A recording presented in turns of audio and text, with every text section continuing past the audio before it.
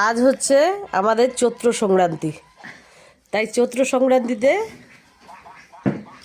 আমাদের নিরামিষ খেতে লাগে।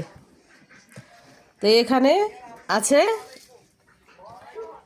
বেগুন আর ঘিমা শাক ভাজা, তারপরে আছে নিম পাতা ভাজা, তারপরে করলা ভাজা, তারপরে আছে পাট শাক ভাজা, আর এদিকটায় আছে এটা হচ্ছে আম ডাল, আর এটা হচ্ছে তিতা ডাল।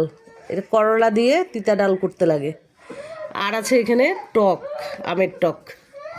আমাদের চৈত্র সংক্রান্তিতে এগুলোই খেতে লাগে।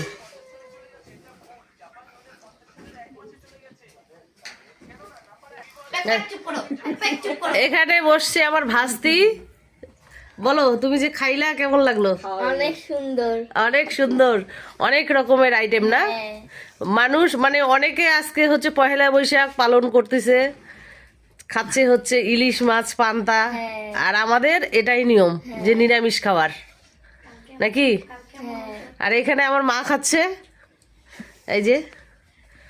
আর এখানে আমি নিয়েছি, আর এখানে আমার বৌদি। কি বৌদি, এই নিম পাতাটা খাইতে কেমন লাগতেছে বলো? আজকের দিনে ভালোই লাগে। আজকের দিনে ভালোই লাগে। দিন হলে ভালো লাগতো না। অনেকে এই নিম পাতাটা খুব পছন্দ করে, তারা খেতেও পারে, কিন্তু আমরা পারি না। তবু নিয়ম, খেতে লাগবেই একটু। যাই হোক, কার কার এ নিয়ম আছে?